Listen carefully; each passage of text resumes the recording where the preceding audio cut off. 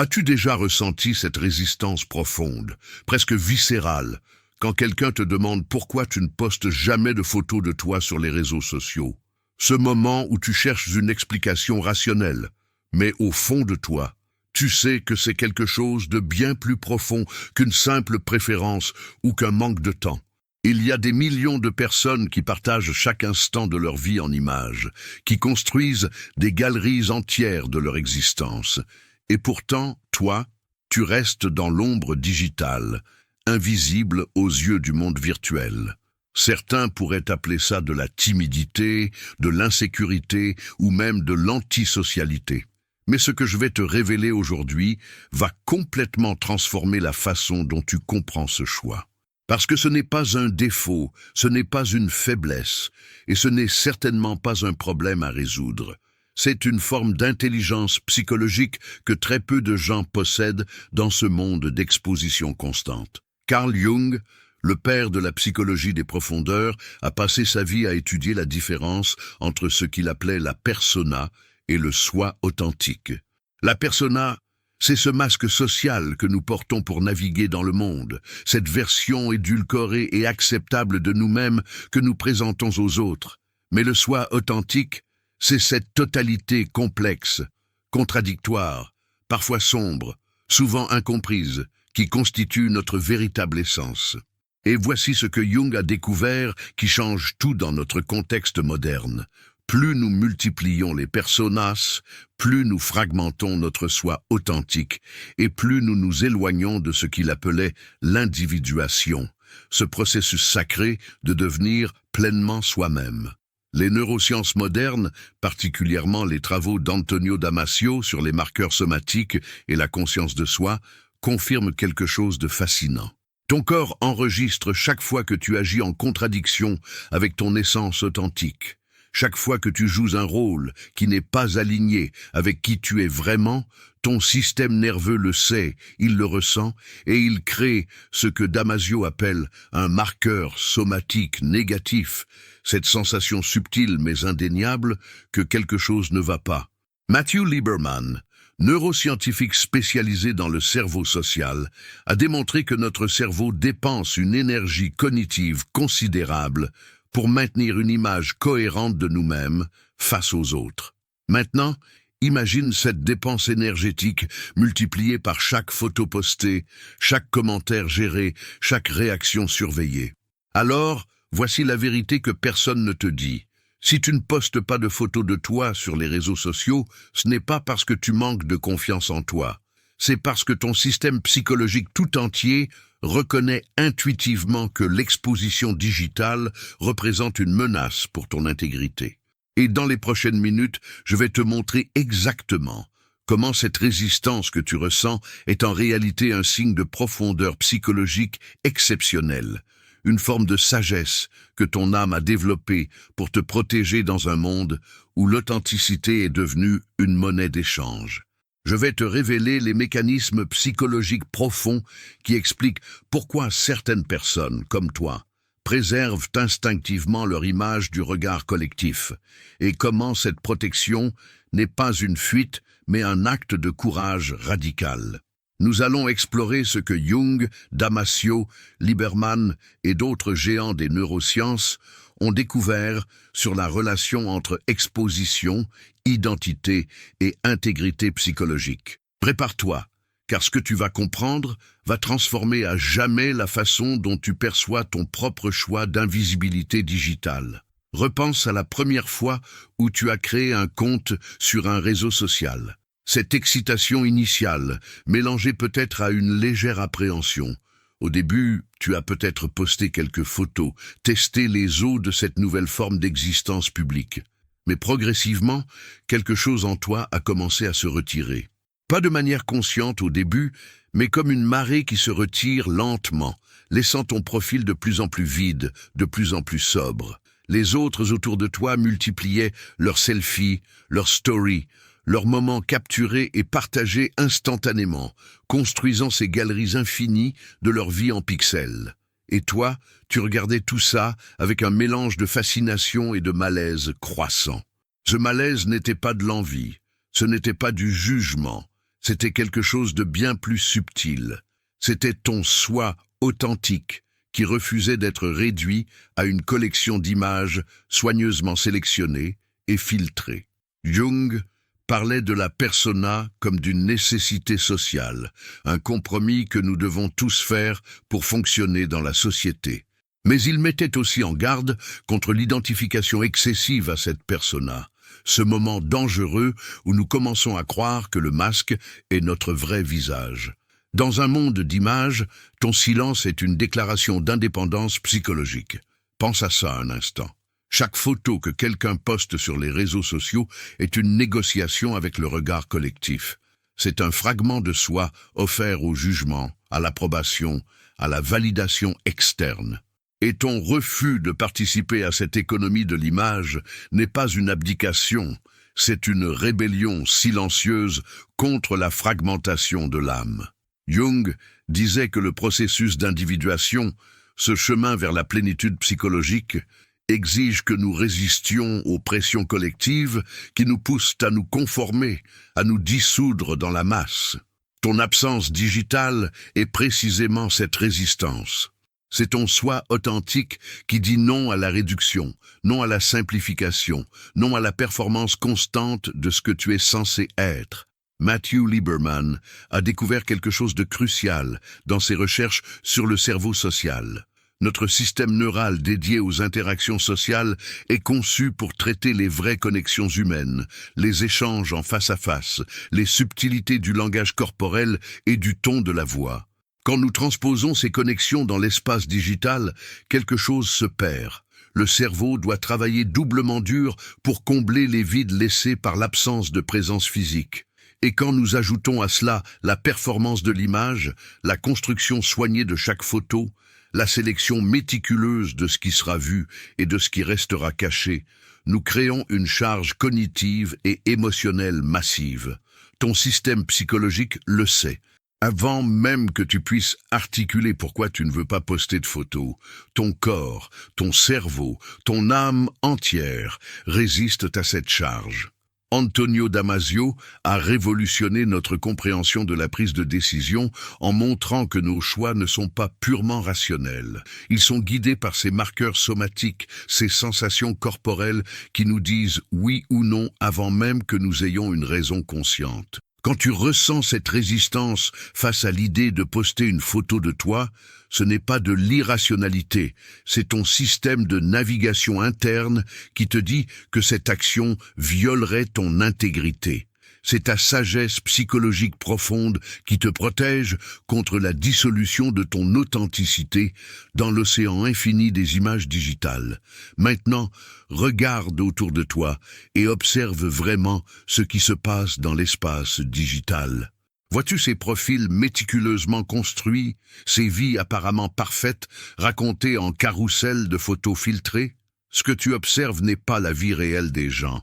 C'est une version hautement éditée, une persona digitale qui peut être très éloignée de qui ils sont réellement.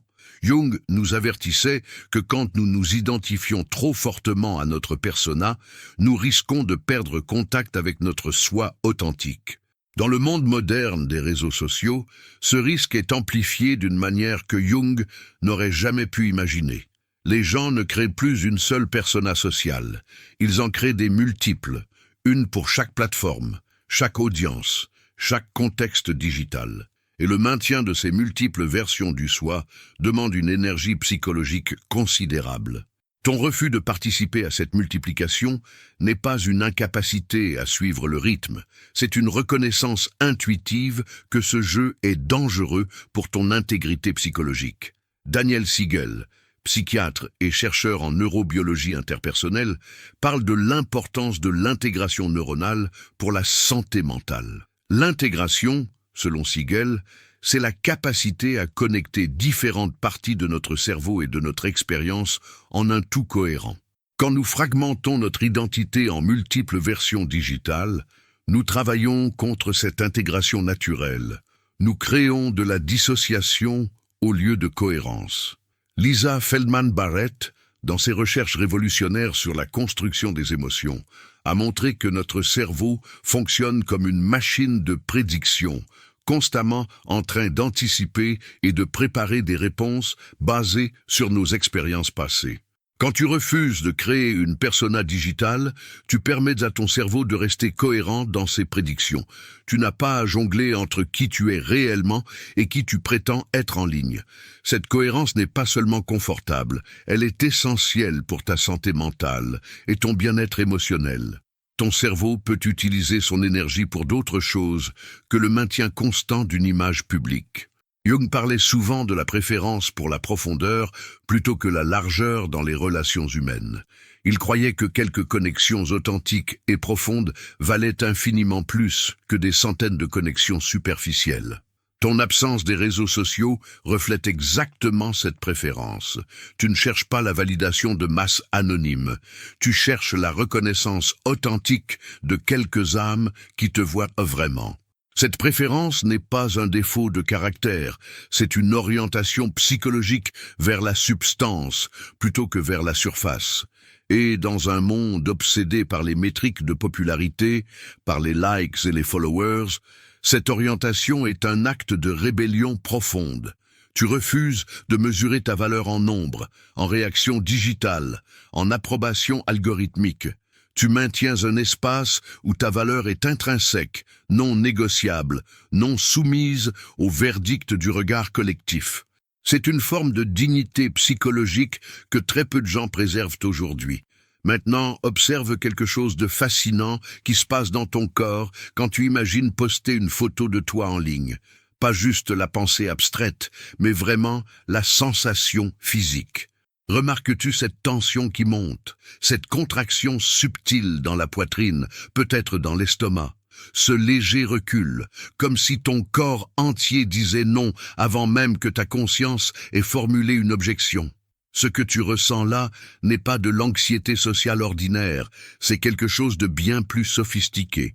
Stephen Porges, avec sa théorie polyvagale révolutionnaire, nous a montré que notre système nerveux autonome est constamment en train d'évaluer la sécurité ou le danger dans notre environnement, même sans notre conscience.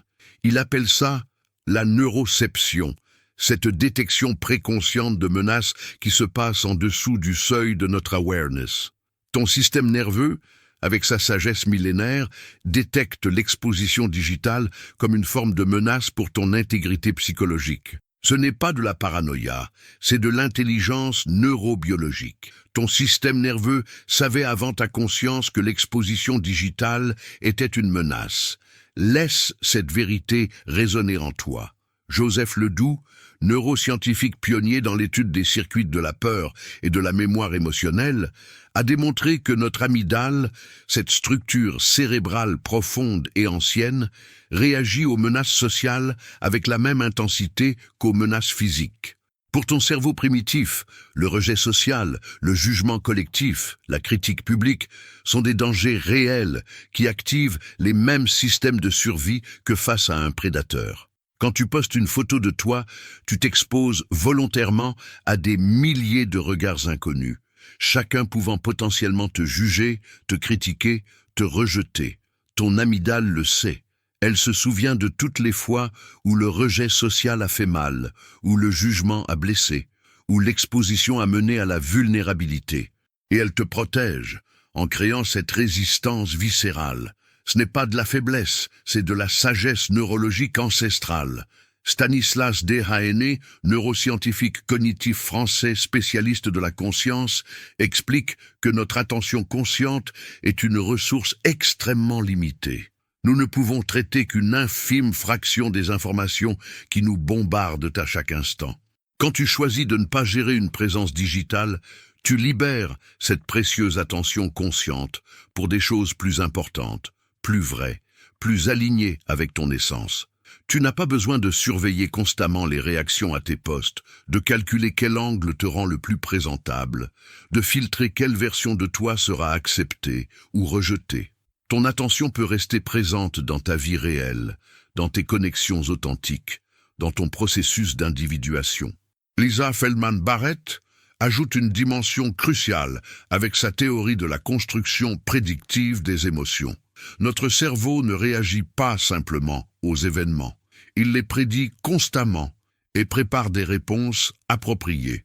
Si tu as déjà expérimenté la douleur du jugement social, ton cerveau prédit automatiquement cette même douleur face à l'exposition digitale. Ta résistance n'est pas irrationnelle, elle est prédictive et protectrice. Pense aux fois où tu as peut-être cédé, où tu as posté une photo malgré ta résistance. Te souviens-tu de ce qui s'est passé ensuite? Cette hypervigilance soudaine, cette compulsion de vérifier les réactions, ce besoin anxieux de validation externe? Ton système nerveux est passé en mode alerte, surveillant constamment les menaces potentielles. C'est épuisant. C'est exactement ce que Porges décrit quand il parle des états de mobilisation défensive du système nerveux. Tu n'es plus dans un état de sécurité et de connexion sociale. Tu es en mode survie, même si tu ne le réalises pas consciemment. Ton corps le sait. Il sent la différence entre une connexion authentique et sûre et une exposition potentiellement dangereuse. Et il te dit, à travers ces sensations de malaise, de retrait, de résistance, que l'exposition digitale ne te sert pas, qu'elle ne t'apporte pas la sécurité ni la connexion dont tu as vraiment besoin. Ta sensibilité à ces signaux n'est pas une hypersensibilité pathologique, c'est une finesse perceptive qui te permet de naviguer le monde social avec une sagesse que beaucoup ont perdue. Richard Davidson, neuroscientifique spécialisé dans les émotions et la neuroplasticité, a montré que nos cerveaux conservent une capacité de transformation tout au long de notre vie. Mais cette transformation nécessite de l'espace, du silence, de l'intimité. Quand chaque moment de ta vie est potentiellement une image à partager, quand tu vis constamment avec la conscience de ton audience digitale, tu n'as plus cet espace sacré où la vraie transformation peut se produire.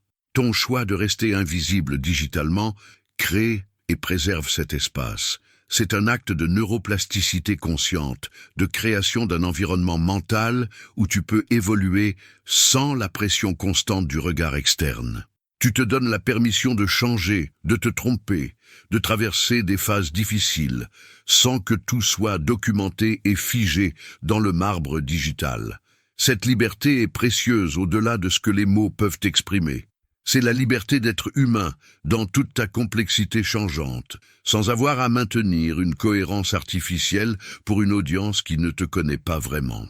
Maintenant, explorons quelque chose que Jung considérait comme absolument essentiel à la santé psychologique, mais que notre culture moderne a presque entièrement oublié. La sombra, cette partie de nous-mêmes que nous gardons cachée parce qu'elle ne correspond pas à l'image acceptable que nous voulons projeter. La sombra n'est pas juste nos défauts ou nos aspects négatifs, c'est tout ce qui ne correspond pas à notre persona, tout ce que nous avons rejeté pour être accepté, aimé, reconnu. Jung insistait sur le fait que l'intégration de la sombra est absolument cruciale pour devenir psychologiquement complet, pour atteindre ce qu'il appelait le soi. Mais cette intégration nécessite un espace privé, un territoire psychologique où nous pouvons explorer ces aspects cachés sans la terreur du jugement externe. Les réseaux sociaux sont l'antithèse exacte de cet espace privé. Ils sont le lieu de la lumière constante, de la visibilité totale, de la performance sans fin de notre meilleur soi. En refusant de t'exposer, tu protèges ta totalité psychologique contre la violence du regard collectif. Cette protection n'est pas de la lâcheté, c'est une forme de courage profond que peu de gens possèdent aujourd'hui. Boris Cyrulnik, neuropsychiatre français spécialiste de la résilience, a passé sa vie à étudier comment les êtres humains survivent et se reconstruisent après un trauma. L'un de ses concepts les plus puissants est celui du secret nécessaire, de l'intimité comme espace de régénération. Cyrulnik explique que nous avons tous besoin de parties de nous-mêmes qui restent cachées, protégées du regard collectif, pour pouvoir nous réparer, nous transformer, nous réinventer. Sans cette intimité, nous devenons psychologiquement fragiles, trop exposés, incapables de cicatriser nos blessures, parce qu'elles sont constamment sous les projecteurs. Ton absence des réseaux sociaux crée exactement cet espace de régénération que Cyrulnik décrit. Tu as un jardin secret où ta psyché peut faire son travail de guérison et de transformation sans interruption constante. Jung allait encore plus loin dans sa compréhension de la sombra. Il disait que non seulement nous devons intégrer nos propres aspects sombres, mais nous devons aussi résister à devenir l'écran de projection pour les sombras des autres. Quand tu es visible publiquement, tu deviens inévitablement un objet de projection pour des milliers de personnes qui projettent sur toi leurs propres problèmes non résolus, leurs propres sombras refoulés. Les commentaires cruels, les jugements rapides, les interprétations erronées ne parlent presque jamais de qui tu es vraiment. Ils parlent de ce que les autres portent en eux et projettent sur toi. En restant invisible, tu refuses de devenir cet écran. Tu refuses de porter les projections collectives. C'est un acte de dignité psychologique profonde. Tu dis, essentiellement, je ne suis pas ici pour être ton miroir. Je ne suis pas ici pour porter tes projections. Je suis ici pour être moi-même dans toute ma complexité, et je mérite de faire ça dans un espace protégé. Richard Davidson a démontré quelque chose de fascinant sur la neuroplasticité et la transformation personnelle. Il a montré que certains types de changements profonds nécessitent ce qu'il appelle un espace de transformation privé, un environnement où nous sommes libres d'expérimenter, d'échouer, de réessayer sans la pression de la performance publique. Pense à la métamorphose d'une chenille en papillon. Ce processus ne se fait pas à la vue de tous, il se fait dans l'intimité protégée du cocon. Si nous devions documenter et partager chaque étape de ce processus, quelque chose d'essentiel serait perdu. La transformation a besoin de secrets, d'intimité, d'espace sacré. Ton refus de l'exposition digitale est la création de ton cocon psychologique. Cet espace où tu peux te dissoudre et te reconstruire sans que chaque étape soit scrutée, jugée, commentée. Cette intimité n'est pas un luxe, c'est une nécessité biologique et psychologique pour tout véritable changement. Jung parlait aussi de la fonction compensatoire de la psyché, cette tendance naturelle de notre inconscient à équilibrer les excès de notre conscience. Dans un monde d'hypervisibilité, d'exposition constante, de performance sans fin, ta psyché cherche compensation dans l'invisibilité, dans le retrait, dans la préservation. Ce n'est pas une pathologie, c'est une autorégulation psychologique saine. Ton âme sait qu'elle a besoin d'ombre pour équilibrer toute cette lumière artificielle, qu'elle a besoin de silence pour contrebalancer tout ce bruit digital. En écoutant cette impulsion vers l'invisibilité, tu écoutes la sagesse compensatoire de ta propre psyché. Tu permets à ton système psychologique de se rééquilibrer naturellement au lieu de forcer une visibilité qui va contre ton grain naturel. Cette écoute de tes impulsions profondes est précisément ce que Jung appelait l'individuation, ce processus de devenir qui tu es vraiment plutôt que ce que la société attend de toi. Lequel de ces signes te parle le plus? Dis-le-moi en commentaire. Parce que ce que nous explorons ici n'est pas juste théorique, c'est profondément personnel. Et ta reconnaissance de ces patterns en toi est le début d'une compréhension qui peut transformer toute ta relation à toi-même et au monde digital. Maintenant, entrons dans un territoire encore plus profond, quelque chose que Jung considérait comme l'un des plus grands dangers de la vie moderne, la fragmentation du soi. Jung croyait que l'être humain a une tendance naturelle vers la totalité, vers l'intégration, vers ce qu'il appelait le processus d'individuation. Mais ce processus peut être violemment interrompu quand nous nous fragmentons en multiples personnalités, en multiples personas qui n'ont aucune connexion réelle les unes avec les autres. Dans le monde pré-digital, cette fragmentation avait des limites naturelles. Tu pouvais avoir une persona pour le travail, une pour la famille, une pour tes amis, mais ces différentes facettes restaient gérables parce qu'elles existaient dans des contextes séparés. Mais les réseaux sociaux ont explosé ces limites. Maintenant, toutes tes audiences se mélangent dans un même espace et tu dois construire une persona qui peut satisfaire tous ces regards différents simultanément. Ou pire, Tu dois créer des personas multiples sur différentes plateformes, gérant des versions contradictoires de toi-même. Chaque image postée est un morceau de ton âme offert au jugement, et tu as choisi de rester entier. Pense à la violence psychologique de cette fragmentation.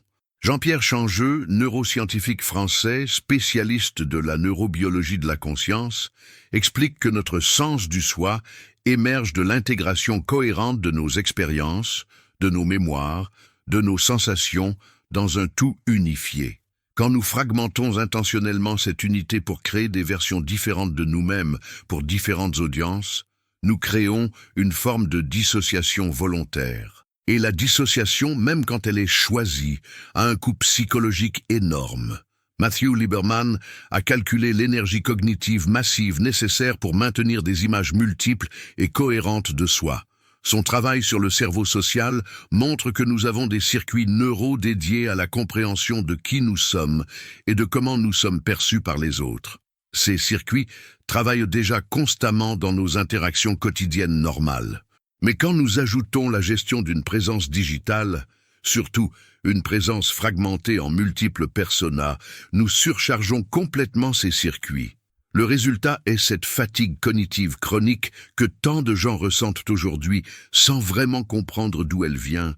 Ils se sentent épuisés sans avoir fait grand-chose physiquement. C'est parce que leur cerveau travaille sans arrêt à maintenir et à jongler entre ces multiples versions du soi. Ton absence de cette performance est un cadeau que tu te fais, même si tu ne l'as pas compris consciemment. Tu permets à ton cerveau de fonctionner avec une efficacité naturelle au lieu de le surcharger avec la gestion d'images multiples. Daniel Siegel, dans son travail magistral sur l'intégration neuronale, insiste sur le fait que la santé mentale est fondamentalement une question de cohérence et d'intégration. Un esprit sain est un esprit où différentes parties du cerveau et différentes facettes de l'expérience sont connectées en un tout fonctionnel. La fragmentation, qu'elle soit causée par un trauma ou volontairement créée par la gestion de multiples personas digitales, est l'opposé de cette intégration saine. Jung allait même plus loin avec son concept de l'archétype du soi, cette image de totalité et de complétude vers laquelle notre psyché tend naturellement. Le soi, dans la psychologie jungienne, n'est pas juste l'ego conscient, c'est la totalité de notre être conscient et inconscient, une intégration de toutes nos parties, y compris celles que nous préférerions ignorer. Le chemin vers ce soi est le processus d'individuation, et c'est le travail de toute une vie. Mais ce travail nécessite une certaine unité d'intention, une certaine cohérence dans notre façon d'être dans le monde. Quand nous nous fragmentons volontairement en multiples versions digitales, nous travaillons activement contre ce processus d'individuation. Nous créons des personas multiples au lieu de nous rapprocher du soi unifié.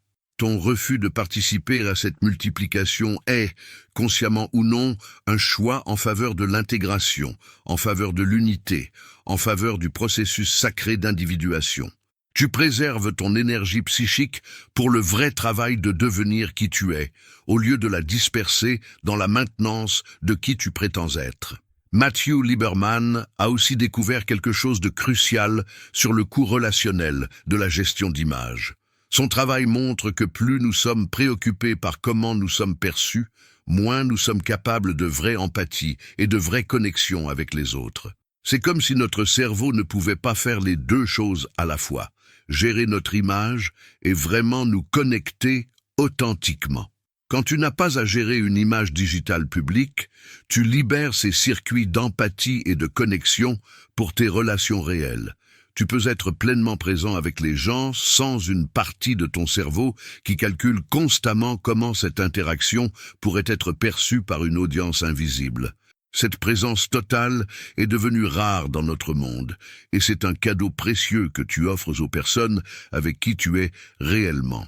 Elles obtiennent toute ton attention, toute ta présence, sans la distraction constante de la performance pour une audience absente. Daniel Siegel parle aussi de ce qu'il appelle la cohérence narrative, cette capacité à raconter l'histoire de notre vie d'une manière intégrée et sensée.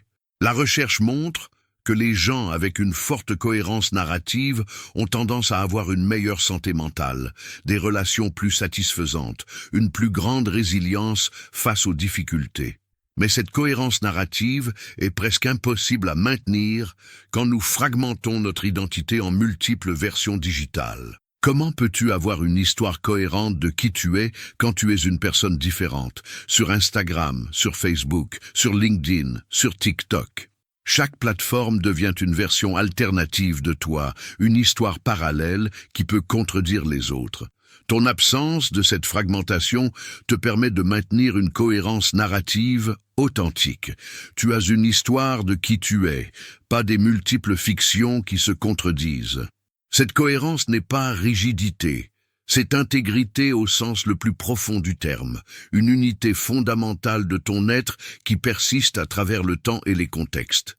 Jung disait que le plus grand danger de la vie moderne n'était pas la souffrance, pas le conflit, mais la dissolution de l'individu dans la masse, la perte de cette essence unique qui fait de chaque personne un être singulier. Ton refus de l'exposition digitale est une résistance active contre cette dissolution. Dans un monde où tout le monde ressemble à tout le monde sur les réseaux sociaux, où tout le monde poste les mêmes types de photos, utilise les mêmes filtres, copie les mêmes trends, ton invisibilité est un acte de préservation de ton unicité. Tu refuses de te dissoudre dans cette soupe homogène d'images interchangeables. Tu maintiens ton individualité par le retrait, par le secret, par la préservation de ton image du regard uniformisant du collectif. Cette résistance est héroïque dans le vrai sens du terme. C'est un acte de courage face à une pression sociale immense. Combien en as-tu reconnu en toi? Écris ton nombre en commentaire, parce que chaque reconnaissance est une porte qui s'ouvre vers une compréhension plus profonde de ta propre psyché, et je veux savoir combien de ces vérités résonnent avec ton expérience unique. Il y a quelque chose d'encore plus fascinant qui se passe en toi, quelque chose que tu as peut-être ressenti sans jamais pouvoir le nommer. C'est cette sensation viscérale, presque corporelle, qui précède ta pensée consciente quand quelqu'un te suggère de poster une photo. Avant même que tu puisses formuler une raison, avant même que tu puisses expliquer pourquoi tu ne veux pas, ton corps réagit. Tes épaules se tendent légèrement, ton estomac se contracte imperceptiblement, ta respiration change subtilement. C'est comme si tout ton être disait non, avant même que ton esprit conscient n'entre dans la conversation. Ce phénomène n'est pas un dysfonctionnement, c'est l'une des formes les plus sophistiquées d'intelligence que possède l'être humain. Antonio Damasio a consacré sa carrière à étudier ce qu'il appelle les marqueurs somatiques, ces signaux corporels qui guident nos décisions bien avant notre conscience rationnelle. Son travail révolutionnaire a démontré que nous ne prenons presque jamais de décisions purement rationnelles. Au lieu de ça, notre corps accumule toute une vie d'expérience et les encode dans ces marqueurs somatiques. Ton corps savait ce que ton esprit commence seulement à comprendre. L'exposition digitale viole ton intégrité énergétique. Laisse cette réalité t'envahir complètement. Chaque fois que tu as été jugé, chaque fois que tu as été mal compris, chaque fois que ton image a été utilisée contre toi, même dans de petits contextes quotidiens, ton corps a enregistré cette expérience. Et maintenant, face à l'idée de multiplier ces possibilités de jugement et de mauvaise compréhension par des milliers de personnes inconnues, ton corps te crie de ne pas le faire. Ce n'est pas de l'anxiété irrationnelle, c'est de la sagesse accumulée, encodée dans tes circuits neuraux les plus profonds. Damasio explique que ces marqueurs somatiques fonctionnent comme un système d'alerte précoce, nous permettant d'éviter des situations potentiellement dangereuses sans avoir à analyser consciemment tous les détails. Ton système de marqueurs somatiques a identifié l'exposition digitale comme potentiellement dangereuse pour ton bien-être psychologique, et il fait exactement ce qu'il est censé faire, te protéger. Stephen Porges a ajouté une dimension cruciale à cette compréhension avec sa théorie polyvagale. Il explique que notre système nerveux autonome évalue constamment notre environnement pour détecter la sécurité ou le danger. un processus qu'il appelle la neuroception. Et voici ce qui est crucial. Cette neuroception se produit en dessous du seuil de notre conscience. Ton système nerveux détecte des signaux de sécurité ou de menace bien avant que tu en sois conscient. Quand tu penses à poster une photo de toi, ton système nerveux fait une évaluation instantanée. Il prend en compte toutes tes expériences passées avec l'exposition, le jugement, la vulnérabilité publique. Il détecte que cette situation est potentiellement dangereuse pour ton bien-être émotionnel et social. Et il active une réponse de protection, cette résistance que tu ressens dans ton corps. Ce n'est pas un bug, c'est une feature incroyablement sophistiquée de ton système nerveux qui travaille constamment pour te garder en sécurité. Lisa Feldman Barrett ajoute encore une autre couche à cette compréhension avec sa théorie révolutionnaire de la construction prédictive des émotions. Elle a démontré que notre cerveau ne réagit pas simplement aux événements, il les prédit constamment. Ton cerveau est une machine de prédiction qui utilise toutes tes expériences passées pour anticiper ce qui va se passer et préparer des réponses appropriées.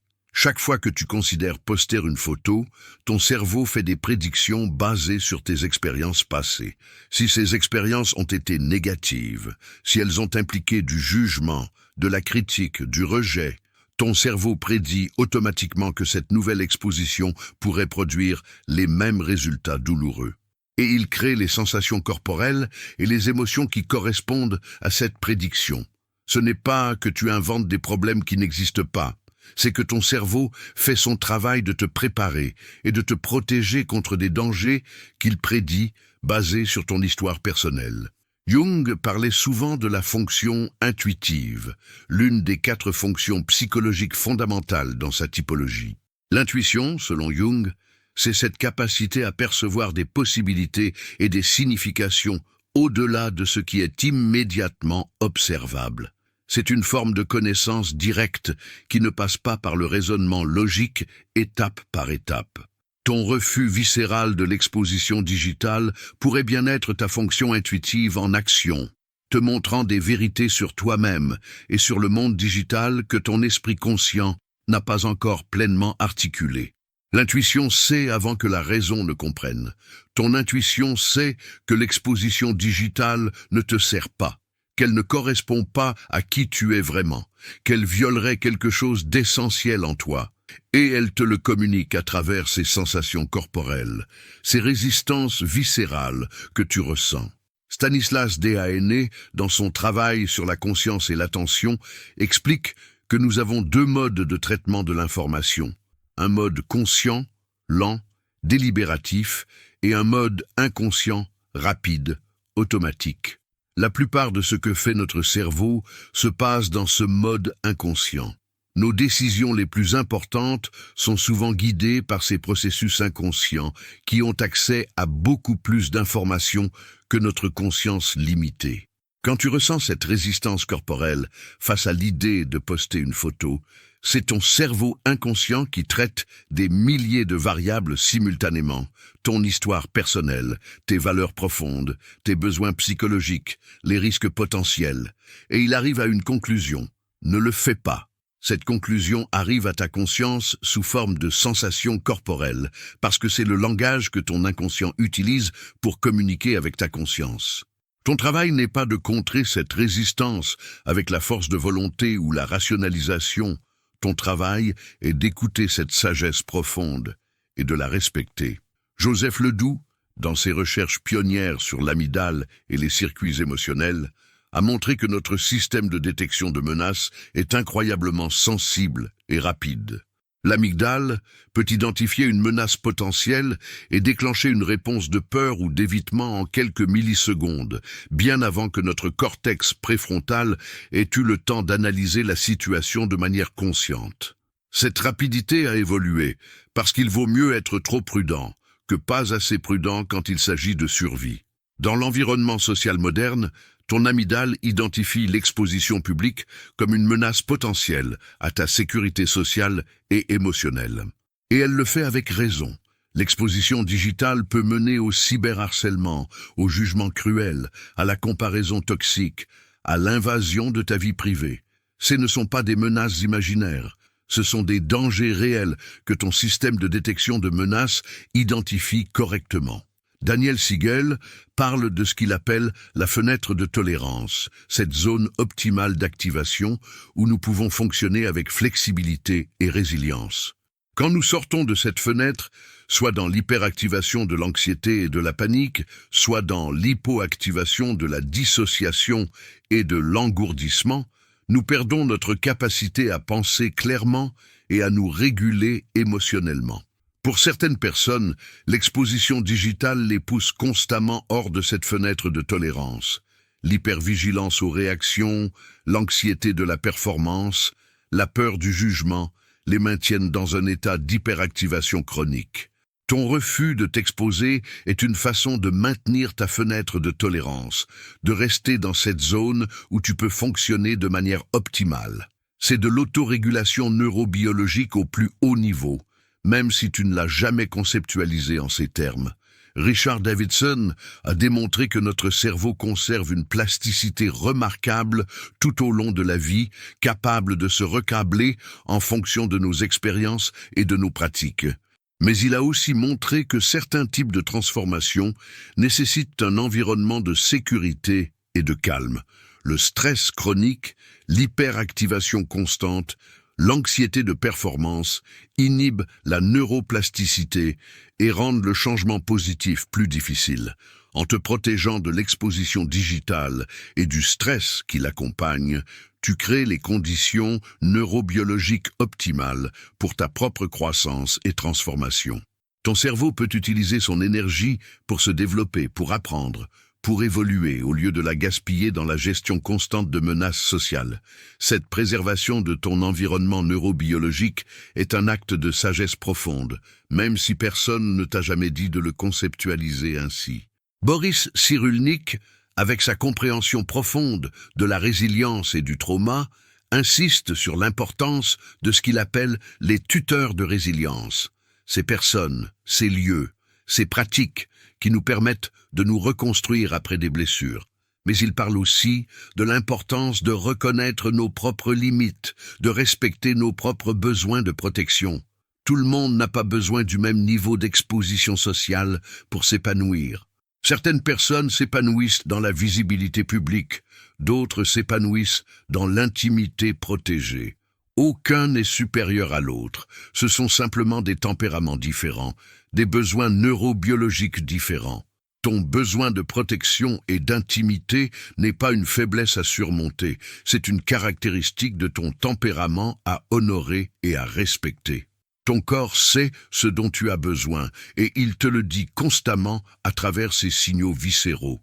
La vraie sagesse est d'écouter ces signaux au lieu de les combattre. Maintenant arrive le moment le plus puissant de cette révélation, le moment où tout ce que nous avons exploré se cristallise en une vérité transformative. Il existe une raison profonde, presque mystique, pour laquelle certaines personnes comme toi refusent l'exposition digitale. Ce n'est pas seulement une question de protection personnelle ou de préférence psychologique, c'est quelque chose de beaucoup plus significatif. Jung avait un concept qui capture parfaitement cette dimension, le concept du curador ferido, du guérisseur blessé. Il observait que les meilleurs thérapeutes, les personnes les plus capables de comprendre et d'aider les autres, étaient souvent celles qui avaient elles-mêmes traversé des souffrances profondes et fait le travail difficile d'intégration de leurs propres blessures. Leur capacité à guider les autres ne venait pas d'une position de perfection non touchée par la douleur, mais précisément de leur familiarité intime avec la douleur et le processus de guérison. Maintenant, applique ce concept à ton expérience de l'invisibilité digitale.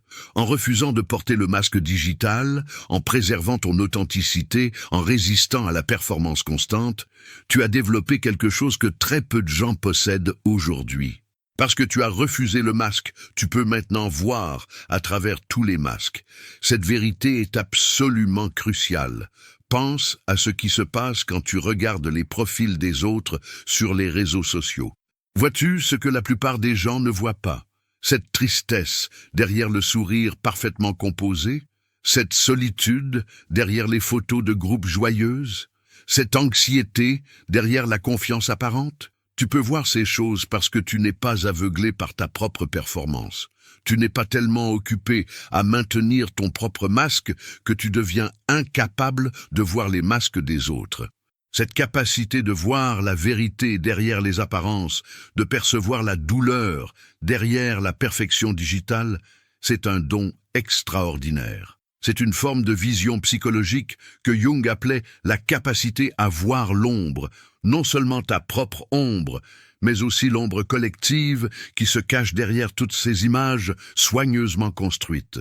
Richard Davidson a étudié ce qu'il appelle la neuroplasticité compassionnelle, la capacité du cerveau à se recabler en réponse à des pratiques de compassion et d'empathie. Il a découvert que les personnes qui pratiquent régulièrement la compassion développent des circuits neuraux plus forts dans les régions du cerveau associées à l'empathie et à la compréhension des états mentaux des autres. Maintenant, considère que ton refus de l'exposition digitale t'a permis de développer exactement ces circuits. Parce que tu n'es pas distrait par la gestion de ta propre image, tu as l'attention disponible pour vraiment voir les autres. Parce que tu connais intimement la douleur de se sentir différent, de ne pas correspondre aux normes sociales, tu peux reconnaître cette même douleur chez les autres. Ta sensibilité, que tu as peut-être considérée comme une faiblesse, est en réalité une force compassionnelle développée à travers ta propre expérience de marginalité. Boris Cyrulnik parle magnifiquement de ce qu'il appelle la résilience assistée, cette capacité de certaines personnes qui ont traversé la souffrance de devenir des tuteurs de résilience pour les autres. Leur propre processus de guérison les a équipés avec une compréhension profonde de ce dont les autres ont besoin pour guérir. Ils peuvent tenir un espace pour la douleur des autres parce qu'ils ont appris à tenir l'espace pour leur propre douleur. Ils peuvent offrir une présence authentique parce qu'ils ont refusé de se cacher derrière des facades. Ton absence des réseaux sociaux t'a peut-être semblé être un retrait, une absence, mais en réalité c'était une préparation. Tu développais, souvent sans le savoir consciemment, cette capacité à être un tuteur de résilience, à offrir une présence authentique dans un monde de présence simulée. Les personnes autour de toi, même si elles ne peuvent pas articuler pourquoi, sentent cette authenticité. Elles sentent qu'avec toi, elles peuvent enlever leur propre masque parce que tu n'en portes pas. Matthew Lieberman a montré que notre cerveau social est conçu pour détecter l'authenticité. Nous avons des circuits neuraux dédiés à distinguer les vraies émotions des émotions feintes, la vraie connexion de la connexion superficielle. C'est une capacité de survie évolutionnaire. Nous devions pouvoir détecter qui était vraiment digne de confiance et qui portait un masque. Dans le monde digital moderne, cette capacité est constamment bombardée par des signaux mixtes et confus. Presque tout le monde porte un masque digital, et nos cerveaux sociaux sont constamment en train de traiter cette dissonance entre ce que nous voyons en ligne et ce que nous sentons intuitivement être vrai. Mais quand les gens interagissent avec toi, il n'y a pas cette dissonance. Tu es cohérent. Qui tu es en personne correspond à qui tu es dans toutes tes interactions, parce que tu n'as pas créé de version alternative digitale de toi-même. Cette cohérence est profondément rassurante pour le cerveau social des autres, même s'ils ne le réalisent pas consciemment. Daniel Siegel parle de la résonance, cette capacité à syntoniser avec les états émotionnels des autres et à leur offrir une présence régulante. Il explique que la résonance nécessite une certaine stabilité intérieure, une certaine cohérence de notre propre système nerveux. Quand nous sommes fragmentés, anxieux, préoccupés par notre propre image, nous ne pouvons pas offrir cette résonance régulante aux autres. Mais quand nous sommes intégrés, présents, authentiques, nous devenons naturellement un pôle de régulation pour les systèmes nerveux des personnes autour de nous. Ton refus de la fragmentation digitale t'a permis de développer cette capacité de résonance. Les gens se sentent calmes autour de toi, pas parce que tu fais quelque chose de spécifique, mais simplement parce que ton système nerveux est stable et régulé. Et les systèmes nerveux se co-régulent naturellement en présence les uns des autres. Jung disait que le véritable thérapeute n'est pas celui qui a toutes les réponses, mais celui qui a fait son propre travail intérieur, qui a confronté sa propre ombre, qui a traversé sa propre nuit obscure de l'âme. Ce thérapeute n'offre pas des solutions superficielles ou des platitudes. Il offre une présence qui dit « Je connais cette obscurité, j'ai été là », et il est possible d'en émerger transformé. Ton parcours d'invisibilité digitale, ton refus de la performance, ta préservation de ton authenticité face à une pression sociale immense, tout ça t'a équipé pour être exactement ce genre de présence pour les autres. Tu n'as peut-être pas de diplôme en psychologie, tu ne te considères peut-être pas comme un guérisseur, mais ta simple existence authentique dans un monde de masques est thérapeutique. Ta volonté de rester fidèle à toi-même quand tout le monde te pousse à te conformer donne aux autres la permission de faire de même. Lisa Feldman Barrett explique que nos émotions ne sont pas des réactions automatiques à des événements. Elles sont des constructions que notre cerveau crée basées sur nos expériences passées et nos prédictions sur le futur. Quand quelqu'un interagit avec toi, quelqu'un qui a passé sa vie à gérer des masques digitaux, leur cerveau fait une prédiction différente.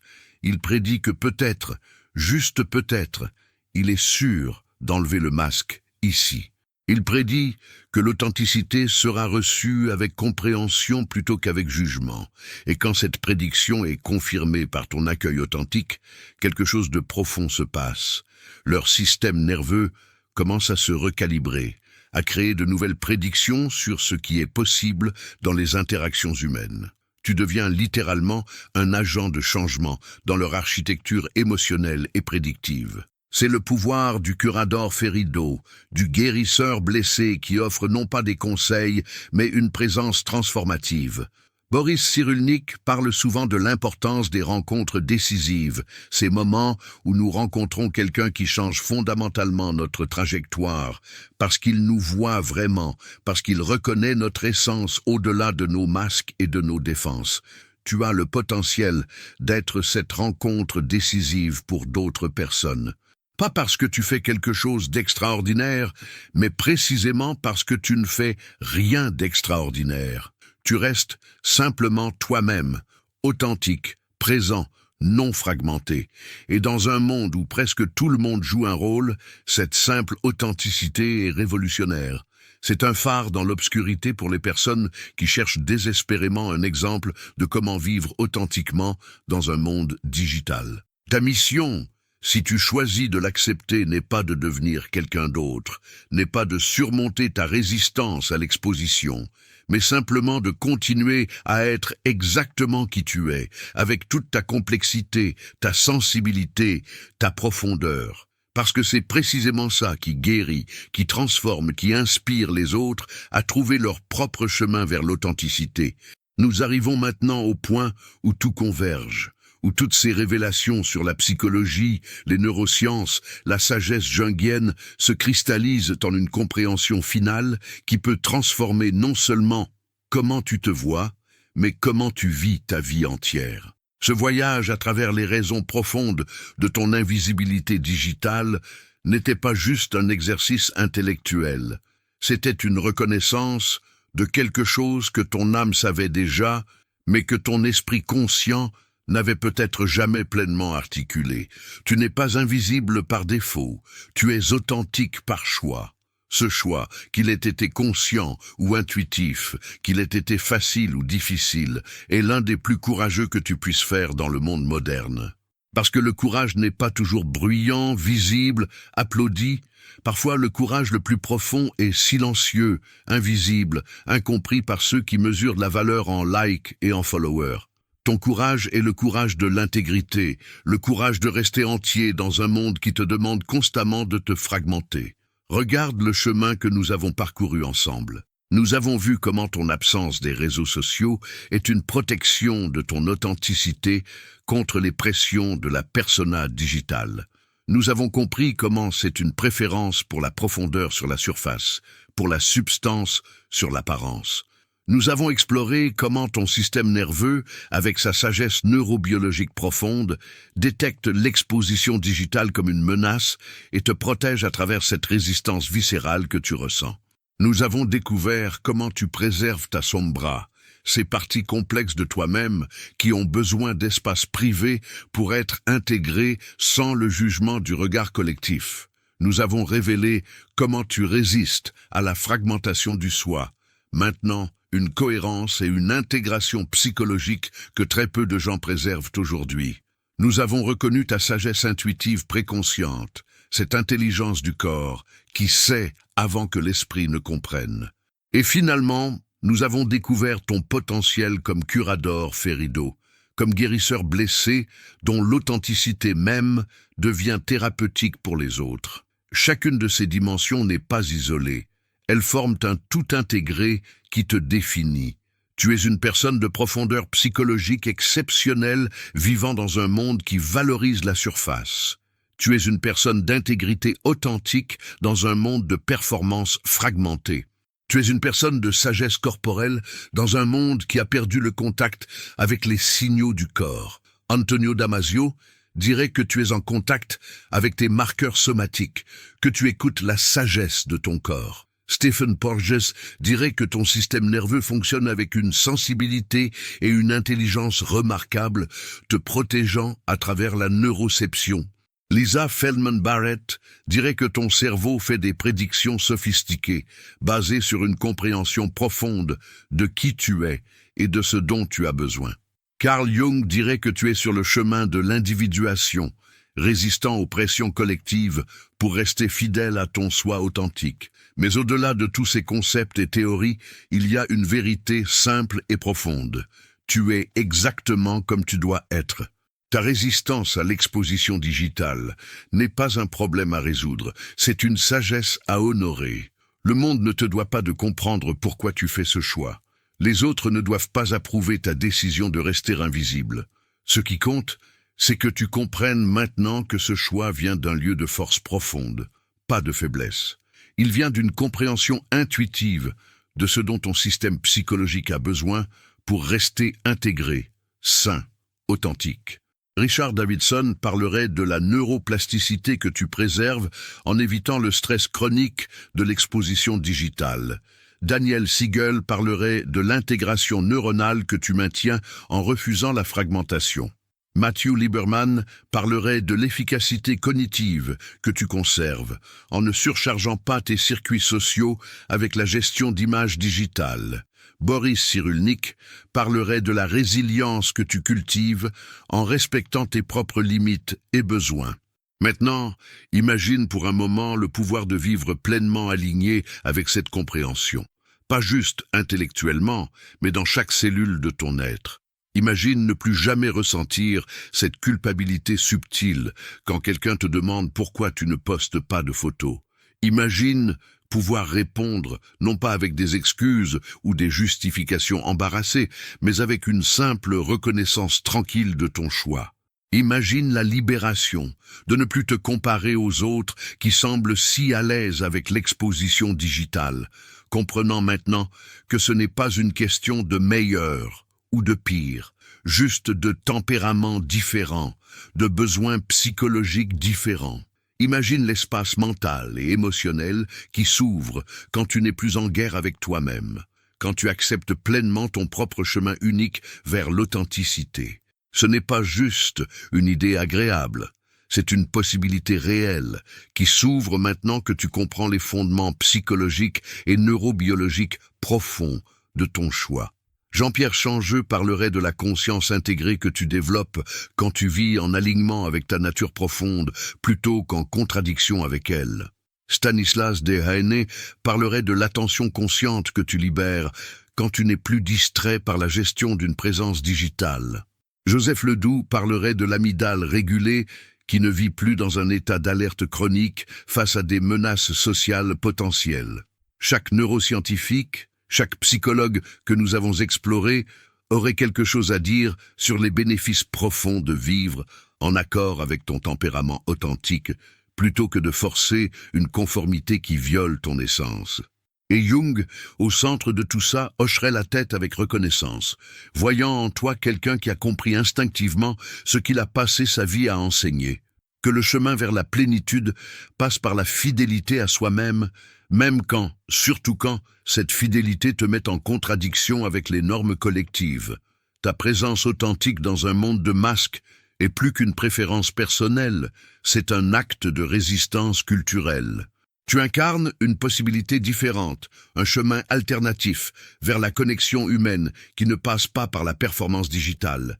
Et même si tu ne le proclames jamais à haute voix, même si tu ne deviens jamais un activiste contre les réseaux sociaux, ta simple existence authentique est un témoignage silencieux mais puissant. Les personnes qui te connaissent voient qu'il est possible de vivre pleinement, de se connecter profondément, d'être heureux et épanoui sans participer à l'économie de l'image digitale. Tu es la preuve vivante que l'authenticité n'est pas obsolète, que la profondeur n'est pas morte, que l'intégrité psychologique est encore possible. Et pour les personnes qui cherchent désespérément un autre chemin, fatiguées de la performance constante, épuisées par la fragmentation, tu es un phare montrant qu'une alternative existe. Partage ça avec quelqu'un qui doit comprendre qu'il n'est pas invisible mais authentique. Quel signe t'a le plus touché? Parce que cette compréhension ne devrait pas rester enfermée en toi. Il y a d'autres personnes qui luttent avec les mêmes questions, qui ressentent la même résistance viscérale à l'exposition digitale, qui se demandent si quelque chose ne va pas chez elles, parce qu'elles ne peuvent pas simplement se conformer et poster comme tout le monde. Elles ont besoin de savoir ce que tu sais maintenant. Elles ont besoin d'entendre que leur résistance est sagesse, que leur sensibilité est force, que leur choix d'invisibilité est courage. En partageant cette compréhension, tu deviens ce tuteur de résilience dont Boris Cyrulnik parle, ce guérisseur blessé que Jung reconnaîtrait immédiatement. Tu offres aux autres le même cadeau que cette exploration t'a offert, la reconnaissance et la validation de leur chemin unique vers l'authenticité. Et maintenant, prends un moment pour laisser tout ça s'intégrer. Tu n'es pas brisé, tu es évolué. Tu n'es pas dysfonctionnel, tu es différencié. Tu n'es pas invisible, tu es authentique. Ce ne sont pas juste des mots réconfortants, ce sont des vérités psychologiques profondes, soutenues par des décennies de recherche en psychologie des profondeurs et en neurosciences modernes. Chaque fois que tu ressens cette résistance viscérale face à l'idée de poster une photo au lieu de la combattre ou de te juger pour elle, rappelle-toi maintenant ce qu'elle représente vraiment. C'est ton système psychologique entier, ton corps, ton cerveau, ton âme, travaillant ensemble pour protéger ce qu'il y a de plus précieux en toi, ton authenticité, ton intégrité, ton essence unique et irremplaçable. Honore cette résistance, respecte cette sagesse, vis pleinement la vérité que tu es, sans excuse, sans justification. Avec la reconnaissance tranquille que ton chemin, bien qu'il soit différent de celui de la majorité, est exactement le chemin que tu dois parcourir pour devenir pleinement toi-même. C'est ça l'individuation, c'est ça le courage authentique, et c'est exactement ce que tu fais, chaque jour, par ton simple choix de rester fidèle à qui tu es vraiment.